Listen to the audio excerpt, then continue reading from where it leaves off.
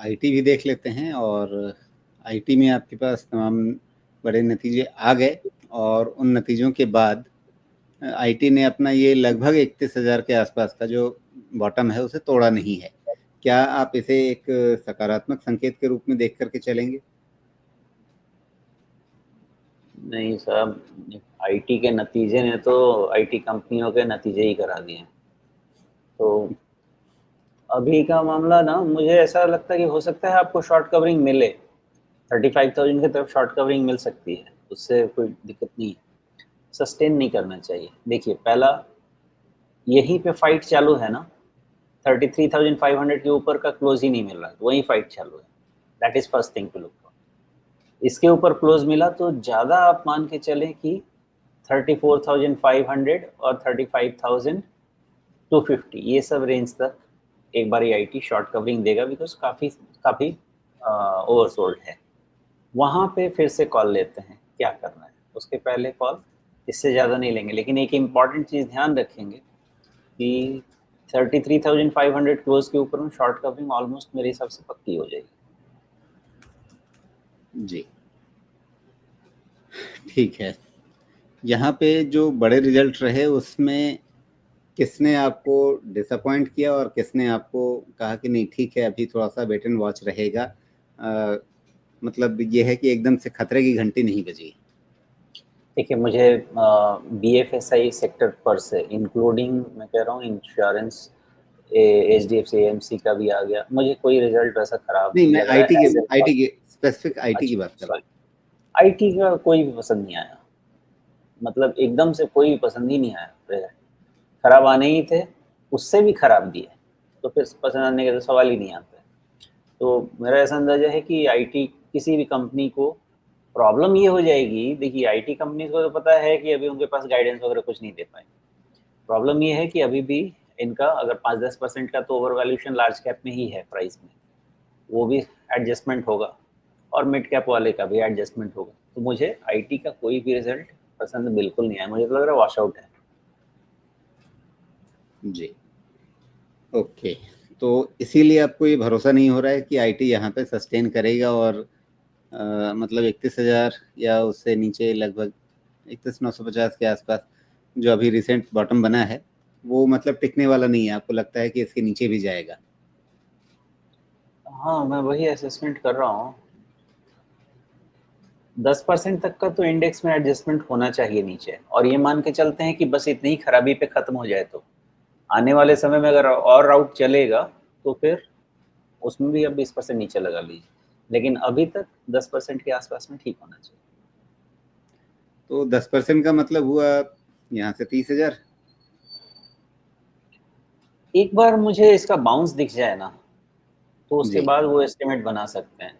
अभी वो एस्टिमेट बनाना थोड़ा सा मुश्किल हो रहा है, क्योंकि इसके लिए एकदम से क्लीन चार्ट लेके जाना पड़ रहा है। ये वाले पे उतना समझ में नहीं आएगा, शायद एक बार वीकली कर लें तो हो जाए, समझ में आ सकता है। जी, आगे वीकली पर। हाँ,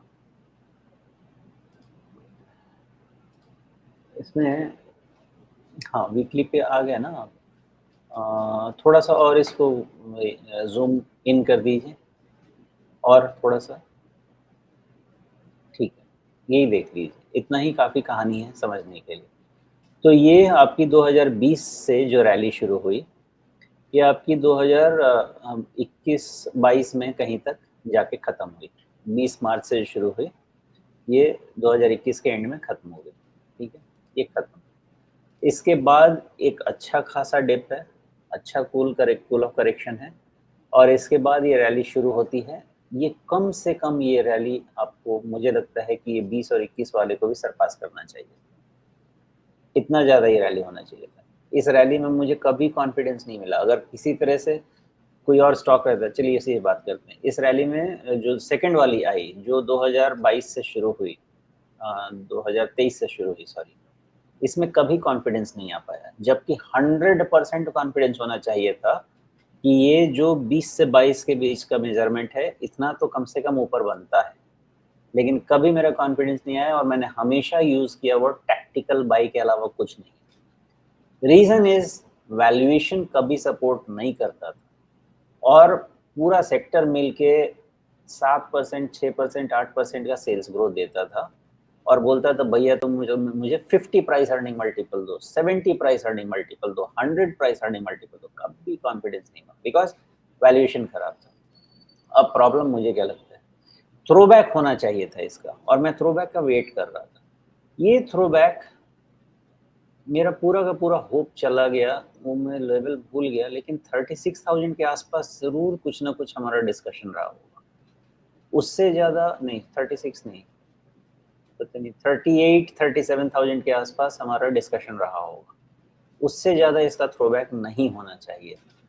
ओके, दैट्स ऑल। उसके बाद का थ्रोबैक मतलब ये है कि ये पूरा का पूरा पैटर्न ही फेल हो चुका है।